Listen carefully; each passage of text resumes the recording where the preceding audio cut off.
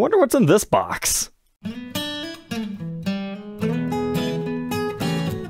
Welcome back, troglodytes, to your daily dose of guitar information, the Trogly's Guitar Show. We've got one of those great unboxing episodes tonight, and first we're going to start with, apparently, a Suhr. So this one's actually part of my international forwarding service. If you live outside of the United States and you need help getting a guitar, or you need a trusted third party, because the seller that has the guitar that you want doesn't want to ship internationally, that's what that's for. You can check it out on my website, troglysguitarshow.com. I've actually been getting quite a few of these lately from people who don't necessarily watch my show. As is the case with this one, it was actually the seller of this told the buyer, hey, go talk to Trogly, he can probably help you. To which I said, yep, I can, and we get to briefly check out a Suhr. But let's see what this is all about. It's got some pleather areas, as well as like your normal gig bag-like material. Looks like we got the branding out here, got some sort of a compartment that hides all of our straps. These are some pretty ultra heavy-duty zippers. Let's go ahead and check out what we're forwarding today. Some sort of like a Fiesta red color that's an HSS setup, and it's fretless. That is just crazy. Have you guys ever heard of a fretless guitar? My last one was actually an aftermarket mod job, $200 Stratocaster type thing. It's just so weird to not have frets and just a whole slide thing. Oh wait, no, this isn't a fretless guitar. There's the frets. That's just a little plastic thing. Hey, it's the month of April. The jokes continue. I like our inlays on here. It's real abalone, and these frets are just so ultra shiny. That's nice. I wonder if they're stainless steel. It wouldn't surprise me, let's say that. And then the neck is more so akin to a satin finish, but it's like a really high quality one, but you get all the flame figuring back here, but unfortunately it's not ultra glossy, so you're not going to see the dancing as much as if it were, but you can still see some of the chatoyant effect. It's got a little bit of modern to it, where it slightly sculpts away right here and a little bit more extreme in this playing area. I mean, it's just so rounded and smooth right there. I would say that actually looks a little bit nicer than what Fender Ultras do. And then the color, you're either going to dig it or not. Match that with the tortoiseshell guard, that's pretty interesting. But it says back here, made in USA. Now, unfortunately, since this is a forwarding service, I didn't ask them if I could review it, so I'm just gonna forward this one because I don't want to tear a guitar apart and then somebody be like, hey, I didn't authorize you to do that. My forwarding service is a little bit different than my new Guitar Day program. But I do want to say this feels like a really high quality guitar, if you can get past the kind of weird looking headstock. But it looks like it arrived safely, no neck pocket cracks or other shenanigans. So let's go ahead and get this one packed up and sent on its way. And while we're doing that, let's have a word from our sponsor, Sweetwater. I've been a customer of theirs for well over 10 years. If you need any type of new music gear, they are the place to go. I find that they're one of the easiest ones to shop online from because I'm buying a lot of high-end guitars, right? So I want to be able to see the top, I want to know how much it weighs, and I want it presented in a manner that makes a lot of sense. And that's exactly what their website offers. They even have a used gear marketplace. And if you're local to their Fort Wayne, Indiana campus, they also have music lessons, they have some cool events, and hey, they also do monthly giveaways that you can enter by clicking that link in the description. Thank you, Sweetwater, for sponsoring tonight's show. Now let's get back to the unboxing. Moving on to guitar number 2, we've got a Taylor in this box. We haven't seen one of those in a while. If that got you excited, I do have Taylor guitar reviews. Just go to YouTube and type Trogly Taylor. You'll see them all, but what's in here is actually a Gibson. I know, surprise, surprise. So this guitar actually came up after I posted a review and demo of an obscure Gibson Explorer model, the Explorer Pro. It had an awesome trans ebony top that looked more so like Cobra Burst, and I ended up really liking that guitar. So even though it wasn't necessarily in the perfect condition that the seller said it was going to be in, I decided to hold it back in my collection for the time being because it's the nicest one I've ever seen. And we learned about all the slightly shrunken down Explorers in that episode, but a viewer of the show said, hey, I've got one from that family, would you like to buy it? So we worked out a deal.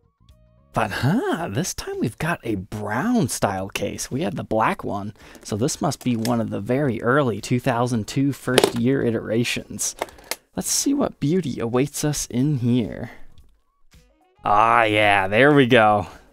So, personally, in my opinion, I don't like the trans amber one as much as the trans black, but it's another one of those flame top Explorers from the initial run that has the cool ebony fretboard with the mother of pearl block inlays. But it's looking like this one is in much better condition. But I'm always upfront and honest when I buy guitars because I think some people think, okay, it's going to be in his museum collection, I'm going to give him a deal. So that's why I tell them, I can't guarantee you I'm going to keep it. Sometimes I just have to see it in person to see if I like it, if it's the condition exactly that I want. Photos online and videos only show so much, but so far I'm liking what I'm seeing. Looking like we're rocking a 3-piece body on this one, the obvious one down there. Then there's another join line right here. But just in case you missed that last episode, this Explorer was shrunken down by about 10%, and we don't have any pick guard on it, so they utilize back control plates. And on Reverb a couple of days ago, another trans black one showed up, but somebody put a pick guard on it. Why? That one went cheap for that reason. But that's a nice active flame maple top on this one. But it's not mint condition. I mean, it's got nicks and dings, so don't get your hopes up that I don't fall in love with it and I'm going to post it as a mint condition one. In fact, it's got some considerable wear back here, but still way cleaner than my trans Ebony one. Got kind of a cool mineral streak line down here that I'm sure would scare some people as a headstock break. Even the neck has some cool flamed figuring. So yeah, I think I'm going to hold this one back in my collection because now I have the 2 colors of the initial Explorer Pro. Now I got to start looking for the other ones. Because I just love Explorers so much, and they don't do enough limited edition versions, in my opinion. It's always just the same old reissues, so when an artist gets a signature one, like in the Thunderhorse or the Lzzy Hales, or even Sammy Hagar, or they do something weird and funky like this, I'm all for it. Because all things considered, it's actually relatively easy to complete an Explorer collection because there's not that many variations. Well, as compared to a Les Paul anyway. That's gonna take my lifetime and my children's lifetime to complete. But oh no, somebody cut our case shroud off of it. Ah, that's a real bummer. But I get it, they're kind of annoying. And that was before these became vintage cases. And guitar number 3 actually comes from Reverb, would you believe it? I guess before we do that, Reverb has apparently changed the design of their boxes. They used to have like black all over it and a big keyboard. Seems they've tried to minimize their costs as far as their new boxes go. I was doing my usual rounds and I came across a fantastic deal on a Les Paul Studio, but then I checked the case out and my mind was blown. Do you guys see what this is? It's a very early Gibson custom art historic case, like right when they launched the custom shop and started to make specific cases for those guitars. These very early ones, they're just so beautiful. They have a very rustic look to them, and they only made them like this for a couple of years before they switched it over to kind of what we know and love throughout the 2000s until COVID comes and make cases not so good anymore. So you would find this case with like a SNAKEPIT Les Paul, for example. But wait until you see what guitar actually comes in this case. It's just one of these little doofy guys. It's a golden era Les Paul Studio. So I call it the golden era because the very early 90s, they shipped them with ebony fretboards, and they are just fantastic guitars. Somebody bought a Les Paul Studio and was like, hey, I want a good case, so naturally they paired this guitar up with that case. Well, this is one of those weird times where the case, to somebody who needs this to restore it with something, it might actually be worth just as much as the guitar. So that's why I just paid the buy it now price. It's like, hey, that's a good deal. I'm gonna pick it up, and I'm just gonna hold the case back because you never know when you're gonna need one of those. And since I'm kind of collecting 90s era models, it's always fun to even throw guitars that shouldn't necessarily have the early version, but it's close enough. But this is definitely a Road Dogg Studio. It's got a very nice vibe to it. Now I could give it a crazy cleaning and make it look like something it's not, although I'm sure this thing could use a little bit of a wipe down. And it does have some finish checking back here, but it doesn't look like any breaks, cracks, or repairs. You probably should replace that one tuner where the back has fallen off. But our serial number is kind of interesting. What year was this one made? If you answered anything but 1994, you are incorrect. 94 was the first year that Gibson utilized the year production number sequence. So this is probably a pretty late 1994. So if I remember correctly, that's about the last year that they were using ebony on studios. Sometimes you can find it a little bit later, and it also just depends on what color, like the Arctic Whites got them all the way through the 2000s. But, you know, I don't normally like wine red studios, but this is nice. It could probably use a level recrown though. So if you're interested in being the next owner of that one, you can find it for sale on my website, but it'll come with a different case and or gig bag.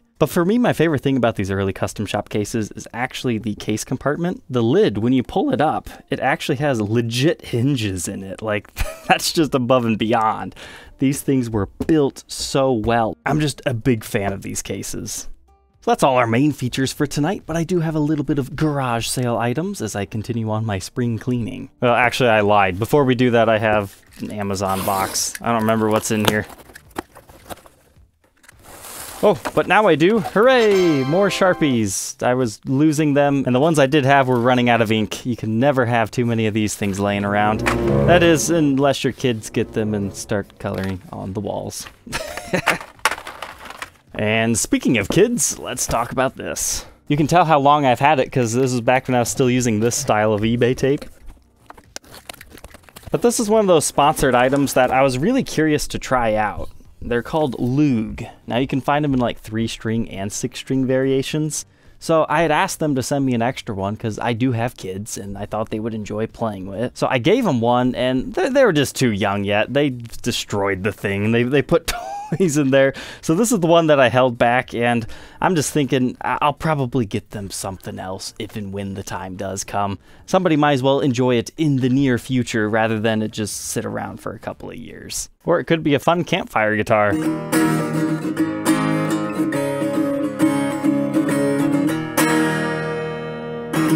So you can find that on my website, troglysguitarshow.com, if you'd be interested. Next up, let's see what's in this gig bag. Now, just to be clear, if you're interested in this, the Gibson gig bag is not included. But inside here, it's our good old budget model bass that's a P bass. I just always thought it looked pretty good.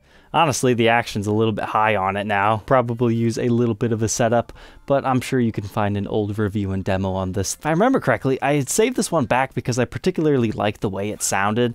But now that I have that Guitar of the Week collection, I'll eventually have a lot of basses, so I don't necessarily need this, so we might as well move it on to a home where it can be enjoyed. Same thing is true with this other instrument. If I remember correctly, these are the bags you can buy on Amazon. They're like Kahaya or something. They called it Bohemian because it's, you know, crazy in style. But then this is like, I don't know, is this like a Ibanez style bass? I'm not sure. But it was a 4-string. There's a review and demo out there on it. It was a little bit more versatile. But again, it's just sitting. Honestly, the action's not really that good on it once again. But I'll put it up if anybody's interested. But alright, Troglodytes, I hope you enjoyed tonight's episode. We had some pretty cool guitars and some nice stories. I hope you enjoyed. Don't forget to like, comment, and subscribe, and we'll catch you tomorrow on the next one. Take care.